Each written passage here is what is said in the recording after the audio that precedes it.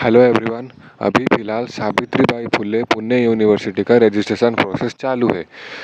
कुछ बच्चों को इसके बारे में पता होगा और कुछ को पता नहीं होगा, तो इसीलिए मैं ये वीडियो लाया हूँ। जिनको पता नहीं है उनको इस यूनिवर्सिटी के रजिस्ट्रेशन प्रोसेस के बारे में पता चल जाए।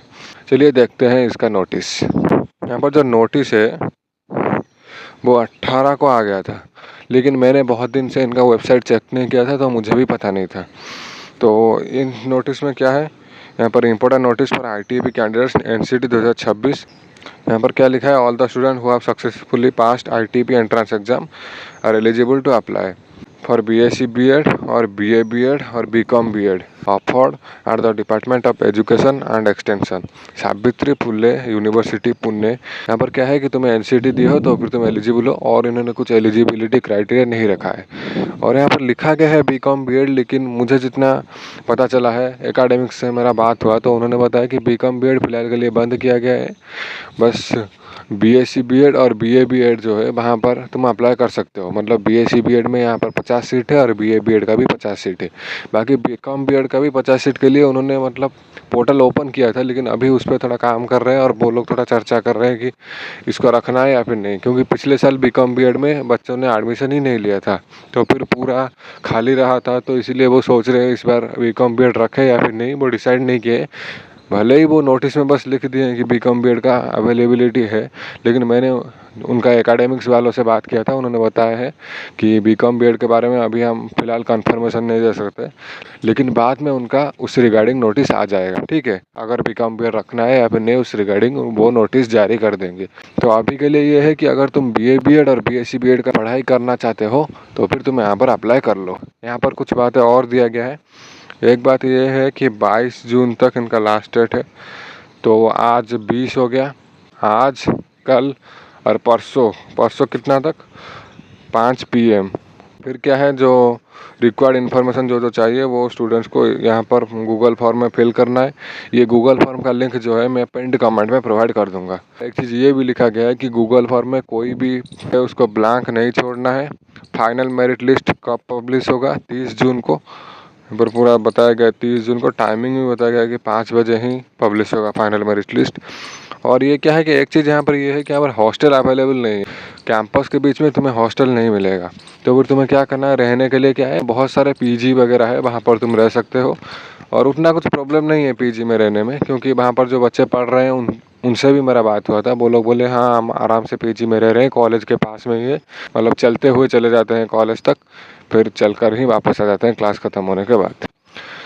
फिर क्या है, सब group for further communication will be shared after 30 जून 2026। मतलब तुम्हारा मेरिट लिस्ट निकलने के बाद फर्दर कम्युनिकेशन के लिए वो एक व्हाट्सएप ग्रुप बना देंगे। वो जो है शुरुआत कब होगा, 30 जून को। फिर क्या है, reservation policy will be followed आज पर सेंट्रल गवर्नमेंट नॉर्म्स। तो ये तो हमें पता ही है, रिजर्वेशन पॉलिसी सेंट्रल गवर्नमेंट का जो रूल है उसी हिसाब से फॉलो होगा।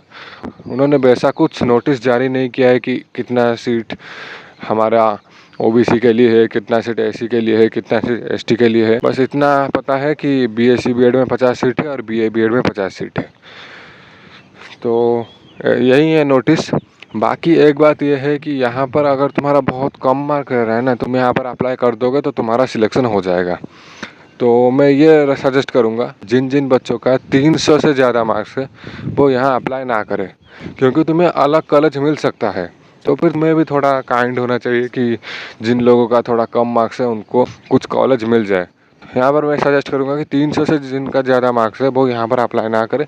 बाकी अगर तुम्हें लग रहा है कि तुम्हारा मार्क्स 300 से कम हो रहा है या फिर 250 से कम हो रहा है, मैं बता दे रहा हूँ, अगर तुम्हारा मार्क्स 200 से 250 तक है तो फिर तुम बेफिक्र होकर यहाँ पर तुम अप्लाई कर दो, तुम्हारा हो जाएगा।